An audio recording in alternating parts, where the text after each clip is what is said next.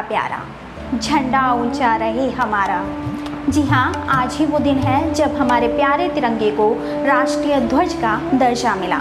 राष्ट्रीय ध्वज यानी राष्ट्रवादी चेतना से भर देने वाला, राष्ट्र का प्रतिनिधित्व करने वाला, राष्ट्र का प्रतीक। 22 जुलाई 1947 यानी आज़ादी से ठीक 24 दिन पहले संविधान सभा की आयोजित एक बैठक में पिंगली वेंकैया के डिजाइन किए गए तिरंगे को संशोधित कर उसे राष्ट्रीय ध्वज के रूप में मंजूरी मिली। ये बेहद कम लोग जानते हैं कि आंध्र प्रदेश के पिंगली वेंकैया ने इसे बनाने से पहले तकरीबन 5 साल तक 3 अलग अलग देशों के राष्ट्रीय ध्वजों पर शोध किया था।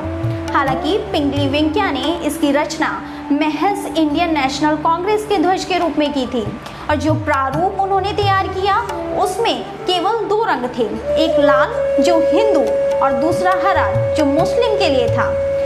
औपचारिक रूप से कांग्रेस की स्वीकृति मिलने से पहले इसमें कई संशोधन किए गए, जैसे गांधी के कहने पर इसमें अन्य धर्म और शांति के लिए सफेद रंग भी जोड़ा गया।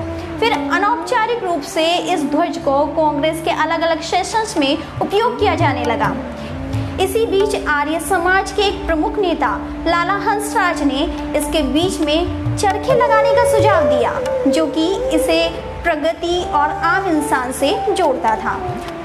1921 में कांग्रेस की बैठक में इस चरखे वाले ध्वज को पेश भी किया गया था, लेकिन सन 1931 में ये वो साल है जिसने कराची में हुए अखिल भारतीय सम्मेलन में कांग्रेस को आधिकारिक तौर पर केसरिया रंग वाला ध्वज दिया। लाल रंग को इसमें से हटा दिया गया।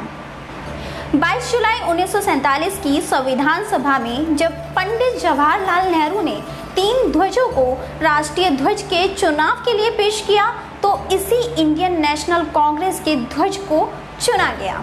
लेकिन इसे अपनाने से पहले जो सबसे बड़ा संशोधन इसमें किया गया वो था चरखे की जगह अशोक चक्र।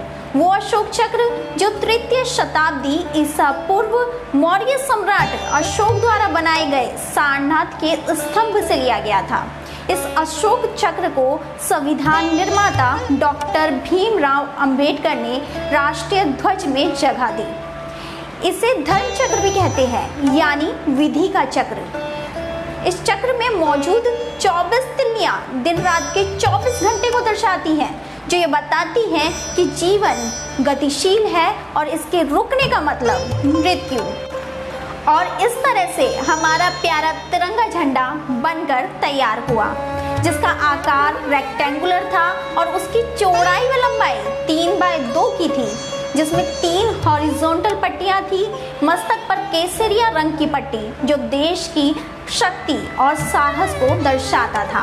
बीच में अशोक चक्र के साथ सफेद पट्टी जो शांति और सत्य को दर्शाता था और आखिर में हरी पट्टी जो उर्वरता और वृत्ति और भूमि की पवित्रता को दर्शाता था।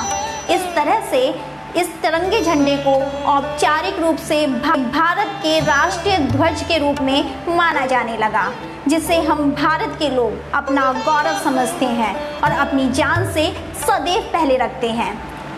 आज के लिए बस इतना ही। तमाम ऐसी खबरों के लिए जुड़े रहिए हमारे साथ। तब तक के लिए खुदा हाफिज।